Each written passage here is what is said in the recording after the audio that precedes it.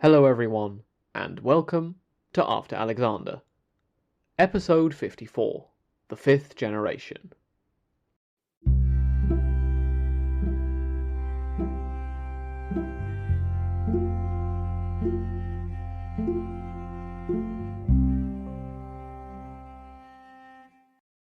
Today, we'll be pausing our narrative to focus on the wife and children of Seleucus II. This is because I doubt we'll be able to keep pausing our narrative to announce that this or that child has been born. So, let's take a moment to actually focus on the family life of our new king. Just a warning, it may be a little murkier and messier than you first imagine. Let's start by introducing his wife. This is Laodike II, who we've mentioned on and off a few times now. I can't remember if we've ever definitively covered her parentage, so we'll make sure to do that here. To start with, our modern source Grainger says that she is the daughter of Andromachus, who was a part of an influential family in Anatolia. We met Andromachus during our discussion of the junior branch of the Seleukids in episode 53. Andromachus was the son of Achaeus the Elder, second son of Seleucus I. Laodike I was also a daughter of Achaeus. This version of the family tree would therefore make Seleucus and Laodike first cousins, and the website Livius also supports this. However, Polybius disagrees. In both Book 4 and Book 8 of his histories, he mentions Laodike II as the sister of Andromachus. This would make her the maternal aunt of Seleucus II, given that Laodike I was also the sister of Andromachus by extension. Both George Rawlinson and the Oxford Encyclopedia of Ancient History remain silent on the issue. The encyclopedia confirms Laodike I as the daughter of Achaeus, but doesn't mention the parents of Laodike II. For our purposes, I will be going with the idea that Laodike II is the aunt of Seleucus, given that this is what our ancient source Polybius says. Supposedly, Polyaenus gives Laodike II an alternative name of Mistra. If so, it would make it a lot less confusing for the family, given that the alternative is that Achaeus decided to give two of his daughters the same name. But this then raises the question, why Laodike II?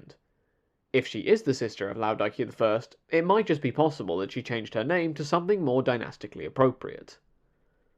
This is just speculation on my part, but there is some history here to back this up. If we transition over to the United Kingdom in the 20th century, George VI of the United Kingdom was actually born under the name of Albert in 1895. When he became king, he took the name of George in honour of his father, George V. This was also because he wanted to highlight the stability and flow of the monarchy. Given that we are experiencing the Third Syrian War, it seems at least possible to me that Laodike took this name for similar reasons. I have no idea if the thought process would have been the same then as now, but who knows?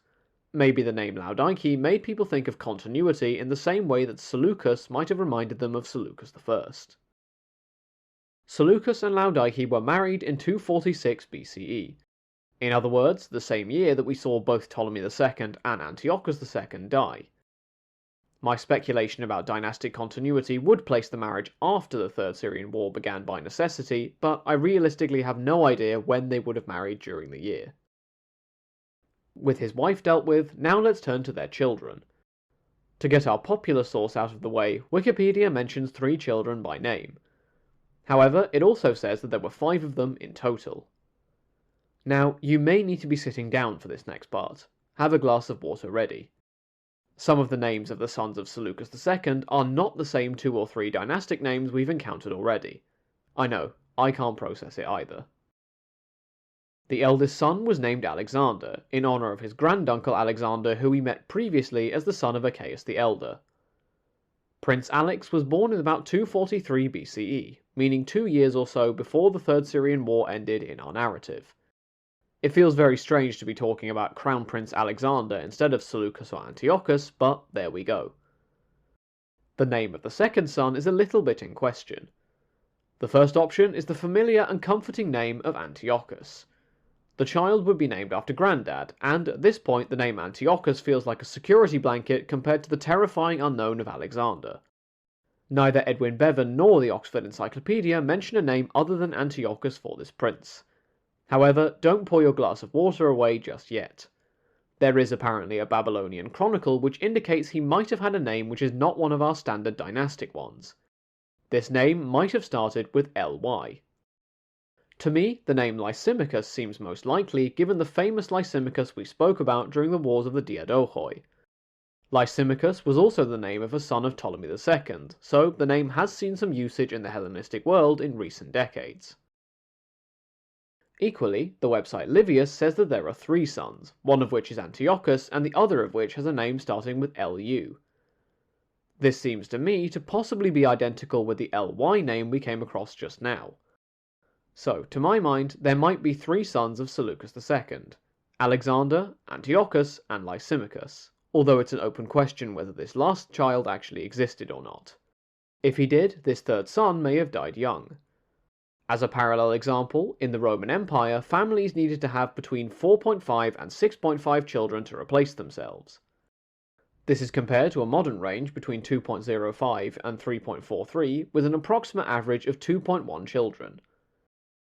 At the time, life expectancy is agreed to have been between 20 and 30, and if average life expectancy was 20 years, around half of children would have died before their 5th birthday. So, it seems at least possible that there was a 3rd son who died prematurely.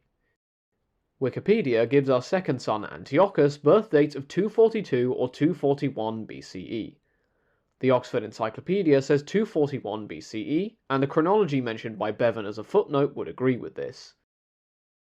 There is also a possible medical factor to consider when thinking about when Antiochus was born.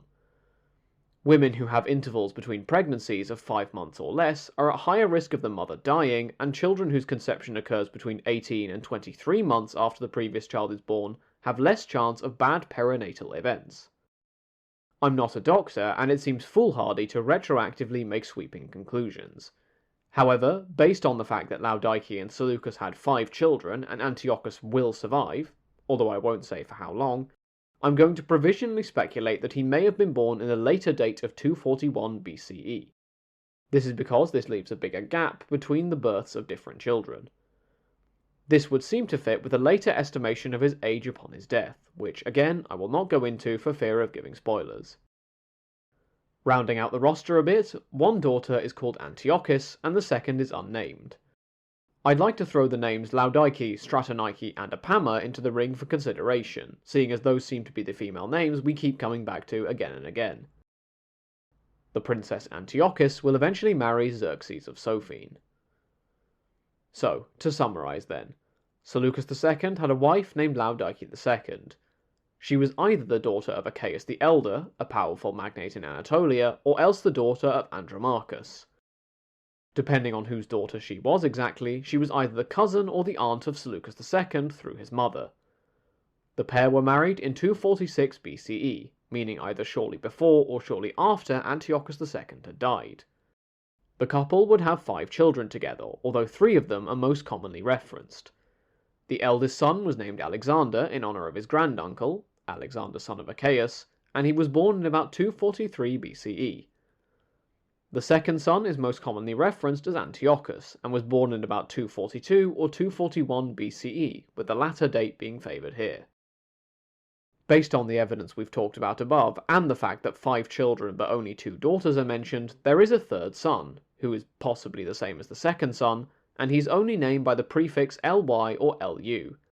Based on the names we've come across in the past, I've chosen to call this third son Lysimachus, although we don't hear any more about him, so there's not really much to discuss other than that. Finally, there are 2 daughters, Antiochus and an unnamed second daughter.